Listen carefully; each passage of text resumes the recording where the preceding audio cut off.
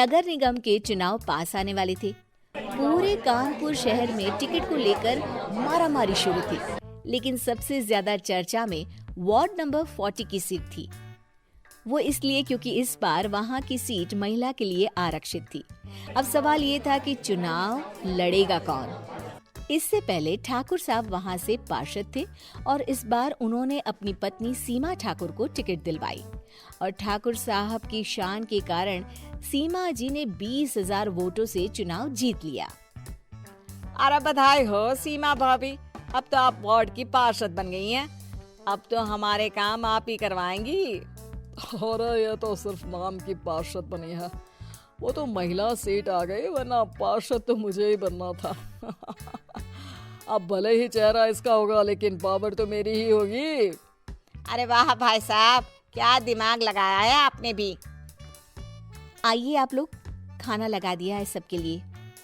सीमा जी पार्षद बन चुकी थी, फिर भी उनकी एक ना चलती।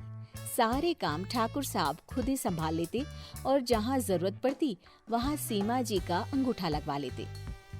सीमा जी ज्यादा पढ़ी लिखी भी नहीं थी। एक दिन ठाकुर साहब और सीमा एक प्रोग्राम में जाते हैं। अरे ठाकुर साहब, आप आ गए।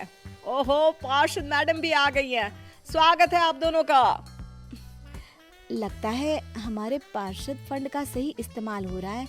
चलिए अब उद्घाटन करते हैं। ये लीजिए ठाकुर साहब कैची, आप ही सबसे पहले प्रवेश कीजिए। सब लोग आगे निकल जाते हैं और सीमा जी पार्षद होने के बावजूद भी पीछे खड़ी रह जाती हैं। वो देखती हैं कि वेलकम बोर्ड पर उनका नाम है, लेकिन महिला होने के कारण कोई उनका सम्मान नहीं कर रहा। अगले दिन एक आदमी उनके घर आता है। अरे ठाकुर साहब नमस्कार। कल ना हम नोटिस किए कि हमारा घर तो अवैध है और नगर निगम वाले उसे तोड़ने आ रहे हैं। अरे कुछ कीजिए ना ठाकुर साहब। देखो भाई, मैं तो ज्यादा कुछ कर नहीं सकता, पर अगर तुम सबकी जेब गर्म कर दो तो कुछ हो सकता है। कुल मिलाकर 4 लाख लगेंगे। अरे 4 लाख ठाकुर साहब? अरे भाई, मैं अपने लिए नहीं मांग रहा हूँ। दरोगा है, इंजीनियर बाबू है, बड़े साहब है, सबको देना पड़ता है ना थोड़ा थोड़ा। बोलो है मंजूर? तभी वहाँ अचानक सीमा जी आ जाती हैं। अरे ये आप क्या कर रहे हैं? पहले इन्हीं लोगों से तो आपने वोट मांगे, अब इनसे ही पैसे ले रहे हो। अरे चुप रहो तुम, तुम्हारा काम है सिर्फ अंगूठा लगाना, तुम वही किया करो। मुझे दूसरे काम तुम मत सिखाओ, समझी? और तुम ना जाओ, अब पैसे लेकर आओ, वरना जेसीबी किसी भी वक्त आती होगी। सब कुछ ऐसे ही चलते रहता है। एक दिन सीमा जी और ठाकुर साहब को एक लोकल मीटिंग में बुलाया जाता है। वहाँ पर कई और अधिकारी लोग भी मौजूद रहते हैं। अब मैं चाहूंगा कि ठाकुर साहब हमारे बीच 2 शब्द कहें। मेरे प्यारे भाइयों और बहनों, आज मेरा सौभाग्य है कि मैं आप सबकी सेवा दिन रात कर पा रहा हूँ।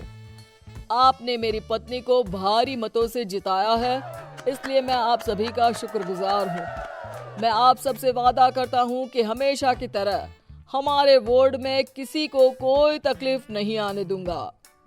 सभी लोग तालियां बजाने लगते हैं। अब मैं माननीय पार्षद मैडम को स्टेज पे बुलाना चाहूंगा। अपने नाम को बुलाया सुनकर सीमा जी एकदम चौंक जाती है।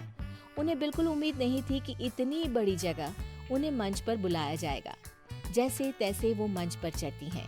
ऊपर जाते ही सीमा जी को सारी पुरानी बातें याद आ जाती हैं कि किस तरह उनके पति उन्हें कभी भी आगे बढ़ने नहीं देते और उनके नाम से गलत काम करते हैं। वो बोलने लगती हैं, मैं आपके वार्ड की पार्षद सीमा हूँ। आप में से बहुत कम लोग ही मुझे जानते होंगे, क्योंकि इससे पहले मुझे कभी ऐसा मौका ही नहीं मिला। सारे मौके मेरे पार्षद पति यानी आपके ठाकुर साहब ही लेते रहे, लेकिन आज ये मौका मुझे मिला है तो मैं इसे ऐसे ही नहीं जाने दूंगी। मैं आपको ये बताना चाहती हूँ कि आपके ठाकुर साहब मेरे नाम की आड़ में गैर कानूनी काम करते हैं, जिस पर अंगूठों के निशान मेरे होते थे। इसीलिए मैं अपनी गलती मानती हूँ और आज अपने पद से इस्तीफा देती हूँ, ताकि आगे से कोई गलत काम ना हो पाए। अब फैसला आप सबके हाथ में है कि आप हमें क्या सजा देना चाहते हैं। सीमा जी की बातें सुनकर ठाकुर साहब के चेहरे का रंग उड़ जाता है और वो शर्म से मुंह नीचा करके वहां से चले जाते हैं और पद से इस्तीफा देकर ही सही सीमा जी अपने आप में आत्मविश्वास महसूस करती हैं।